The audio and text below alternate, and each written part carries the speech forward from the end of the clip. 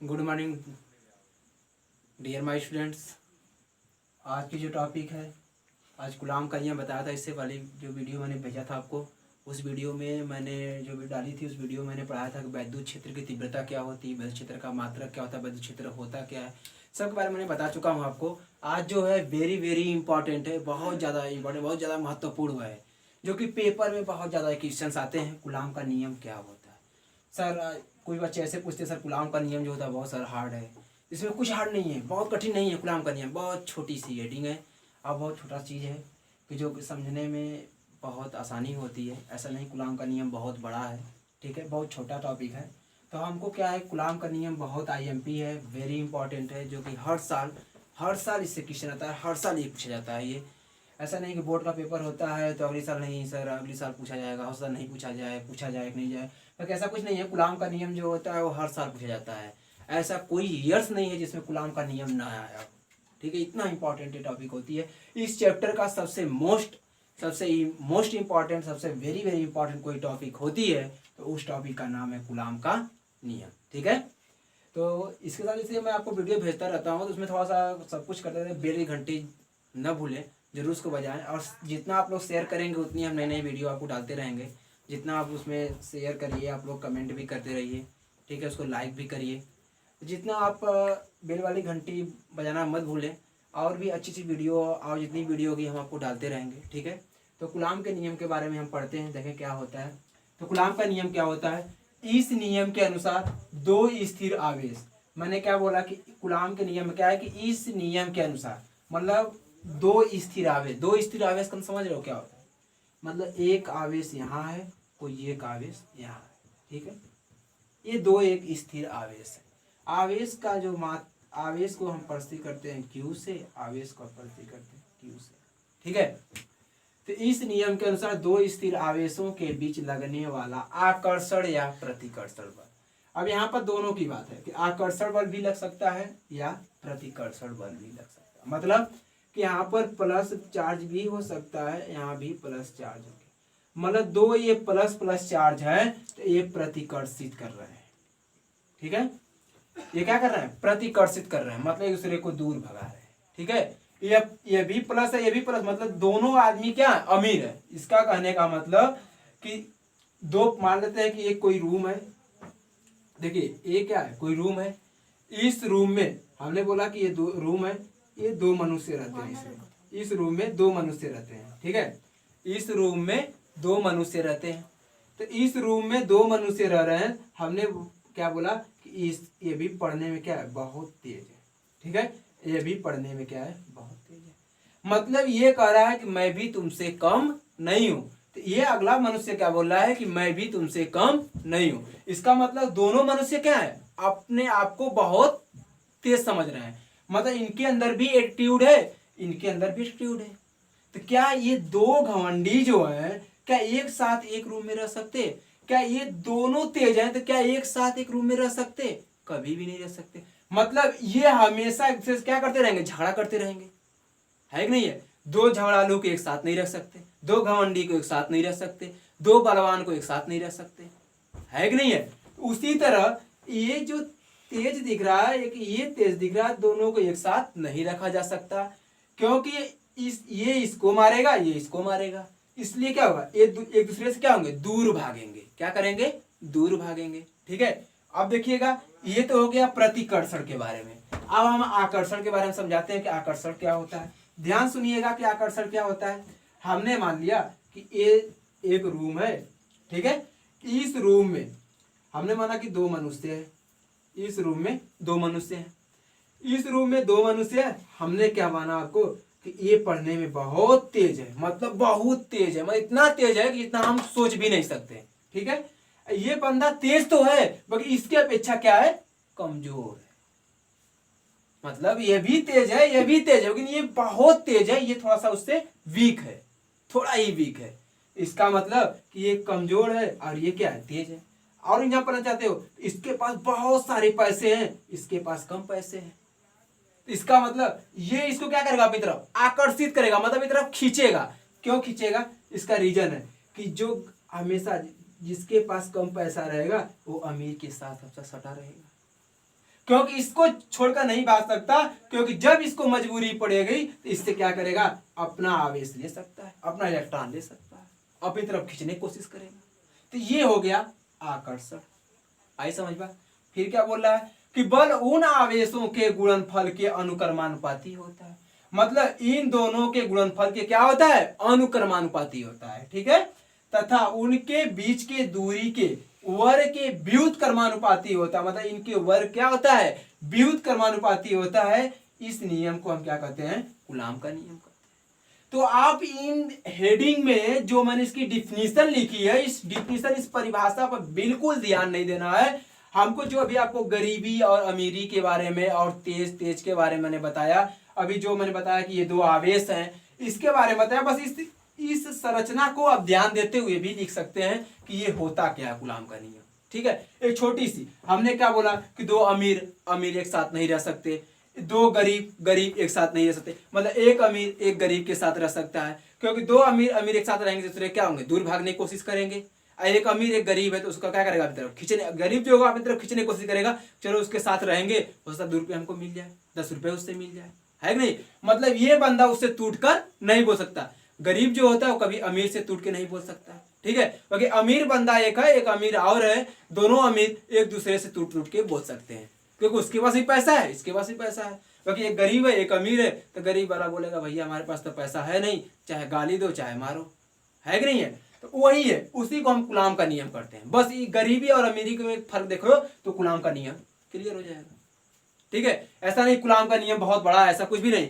बस जिसने देख लिया कि अमीरी क्या होती है, गरीबी क्या होती है, और अमीरी क्या होती है, ये बातें ध्यान दे दिया तो कूलाम का नियम खत्म हो गया, है कि नहीं है।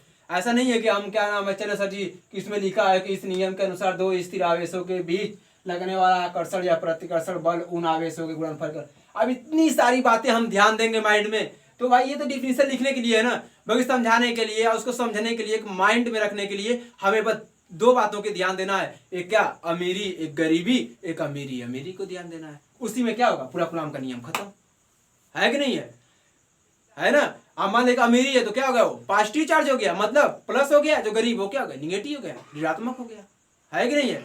और जो अमीर है वो प्लस हो गया। बस इतनी सी बातों को हमको ध्यान देना है, और कूलाम के नियम में कोई भी बातें ध्यान नहीं देनी है। इसलिए मैं बोलता हूँ कूलाम का नियम very very important, most important होता है, जो कि हर साल इससे क्वेश्चन आता है। कि इस क्वेश्चन में कि ये बहुत लोग बोलते हैं सर क्वेश्चन मतलब इस कूलाम का नियम बहुत सारा हार्ड लगता है। कुछ हार्ड नहीं है, बहुत छोटी टॉपिक है, ना के बराबर।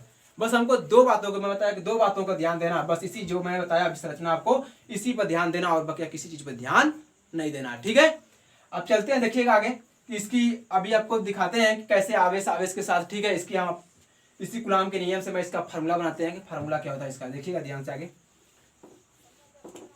देखिएगा फार्मूला इसका कूलाम के नियम में, जो फार्मूला इसका है। तो हमने क्या बोला था कि 2 स्थिर आवेश की बात कर रहा था ना, वो वहां पर क्या बोला था कि 2 स्थिर आवेश। अब ध्यान दीजिएगा, एक आवेश यहाँ हो गया, एक आवेश हो गया। ठीक है, इसको हमने मान लिया Q1, इसको मैंने मान लिया Q2। ठीक है, आप बोलोगे सर हम तो प्लस माइनस भी दिखा सकते थे, लेकिन हमने Q1 और Q2 मान लिया, है कि नहीं। हमने मान लिया कि Q1 आवेश है, एक Q2 आवेश है। दोनों आवेश एक दूसरे से क्या अलग दिख रहे हैं, नहीं दिख रहे हैं।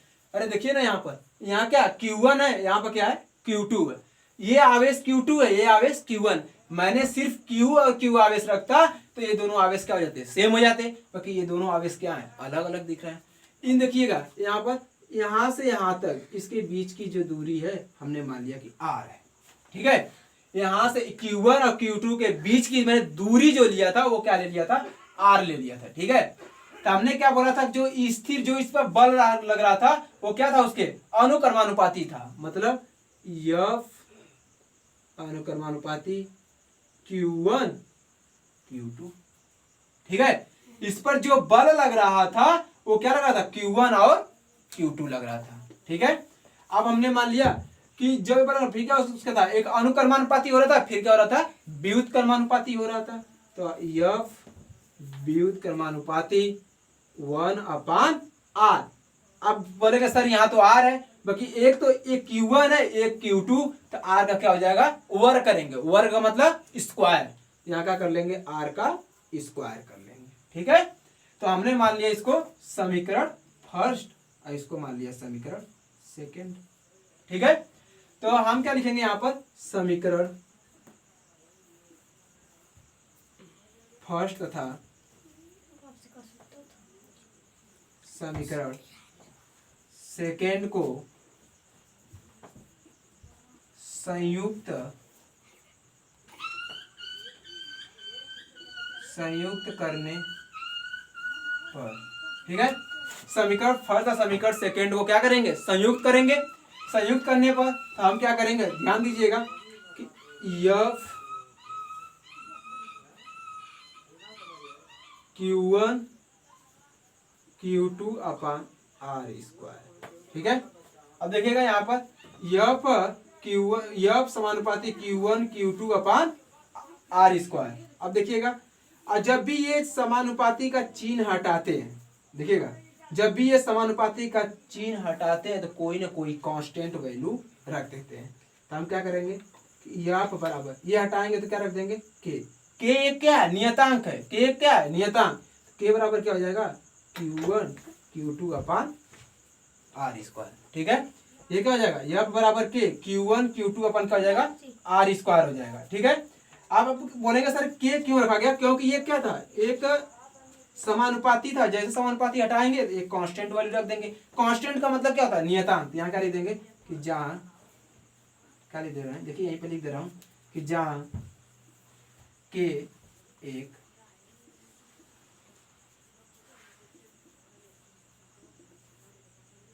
नियतांक है।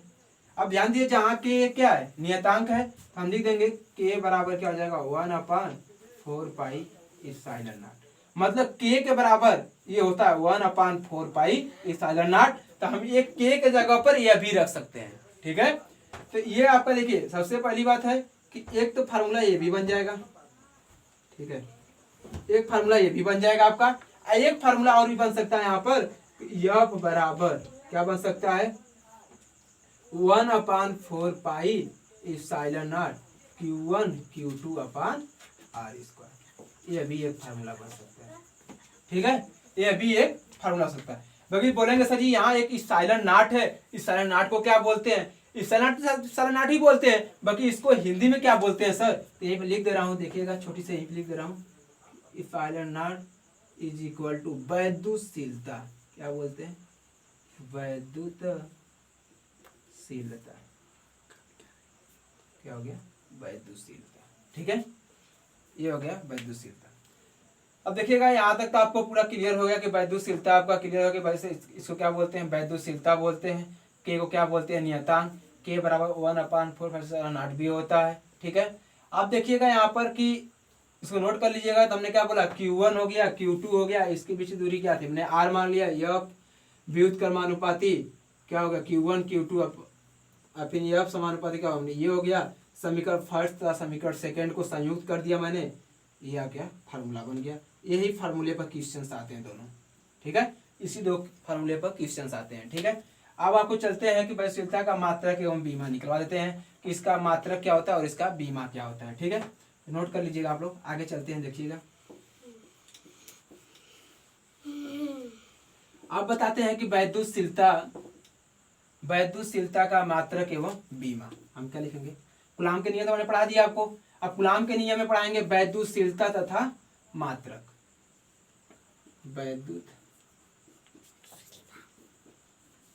वैद्युतशीलता हम बताए थे अभी, एप्सिलॉन नॉट।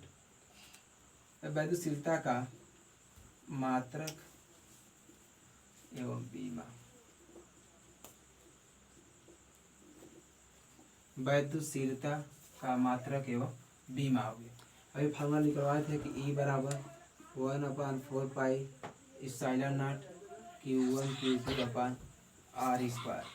ये कूलाम का नियम से है। ये कहाँ से, कूलाम का नियम, कूलाम का नियम।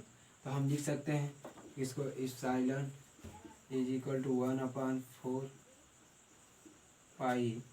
Q1 Q2 upon R square.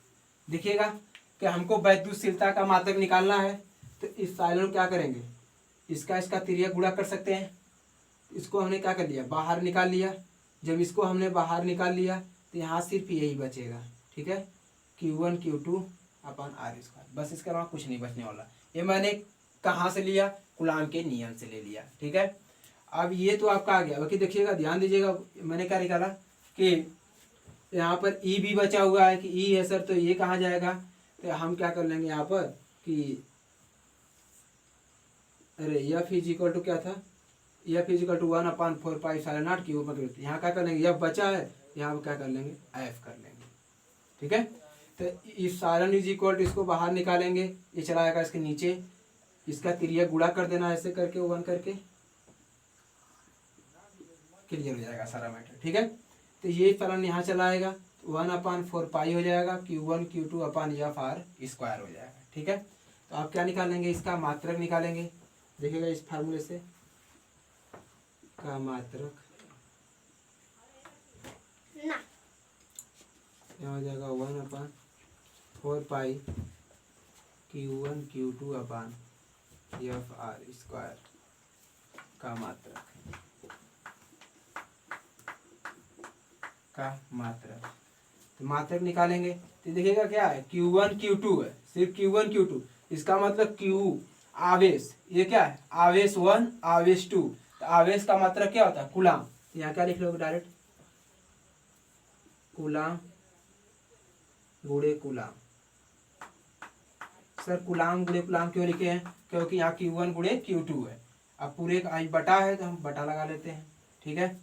अब यहाँ पर दिया, देखिए 4π हटाइए दिमाग से, ये तो कांस्टेंट वैल्यू थी। फोर्स का मात्रक क्या होता है, मतलब बल का मात्रक क्या होता है, न्यूटन। बल का मात्रक क्या होता है, न्यूटन।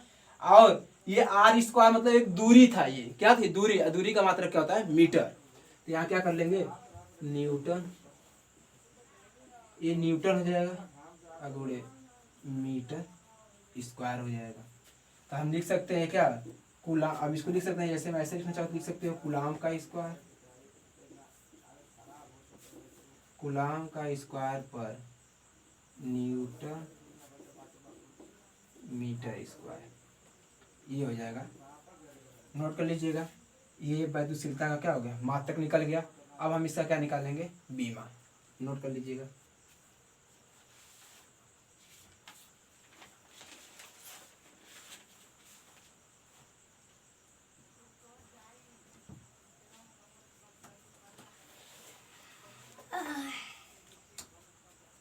नोट कर लीजिएगा आप लोग।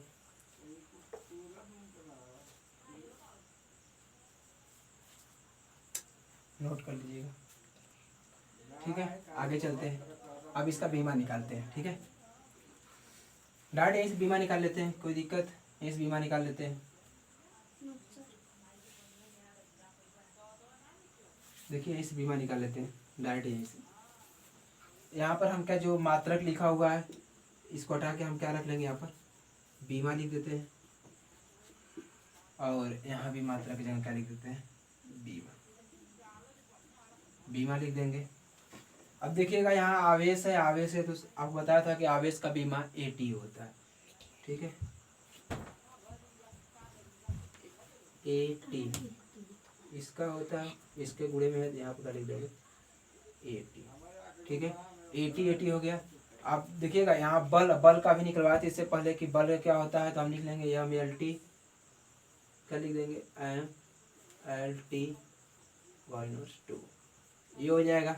और मीटर है, इसका मतलब जब दूरी की बात कर रहा है, इसका मतलब लंबाई है, तो यहाँ पर स्क्वायर है तो हम क्या कर लेंगे, L का वर्ग, ये हो जाएगा, ठीक है। अब इसको हम कैसे करेंगे, ये AT है, यहाँ AT है, हम क्या करेंगे, A² T का स्क्वायर।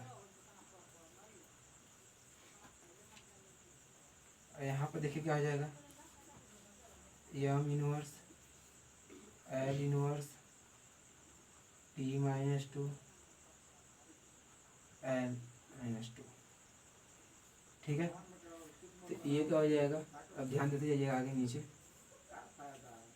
AT², यहाँ क्या हो जाएगा, ये M को डायरेक्ट ऐसे ही रख दीजिए, L के पावर -1 है, L के पावर -2 है, फिर 2 और 1 क्या हो जाएगा, l के पावर -3, ये हो जाएगा t के पावर -2। देखिएगा इसे छोटा करता जा रहा हूँ, ठीक है, ये नोट कर लीजिएगा यहाँ से। अब देखिएगा इसको हम यहाँ पर लाइक कर रहे हैं, हल कर दे रहे हैं। आगे देखिएगा यहाँ पर कैसे हल हो रहा है। हमने क्या रखा है यहाँ पर, तो यहाँ क्या रखोगे, यहाँ क्या है m पहले रख लो, m -1, n के पावर क्या जाएगा -1 पावर l के पावर क्या है -3 है।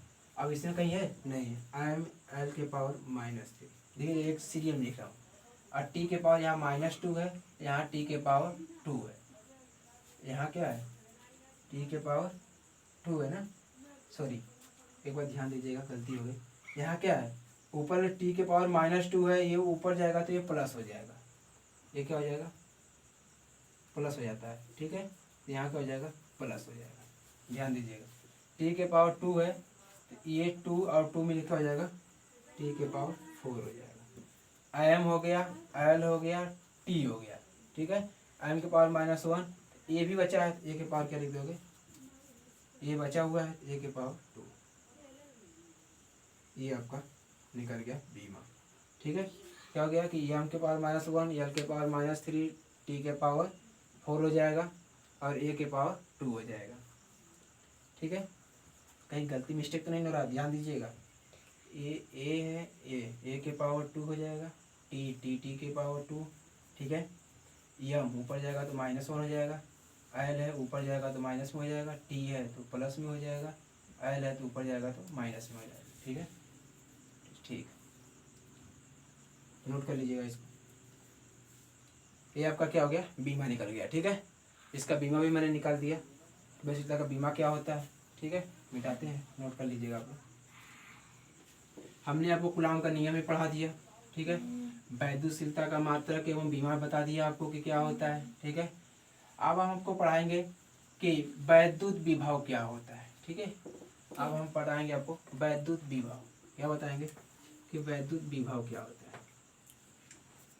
वैद्युत विभव के बारे में बताएंगे कि वैद्युत विभव क्या होता है, ठीक है।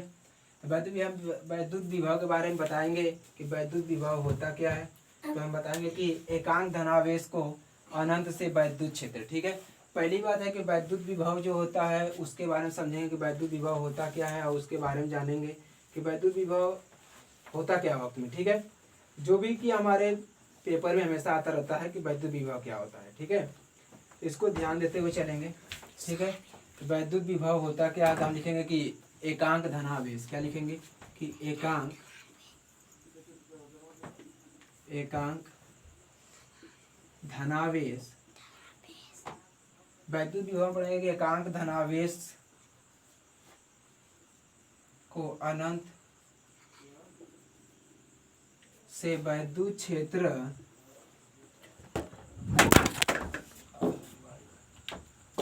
सुन तेरी मार चली भाग भाग भाग भाग भाग भाग यहाँ भाग निकल निकल निकल तेरी मार चली आस पर निकल भाग रे क्या भाग रे भाग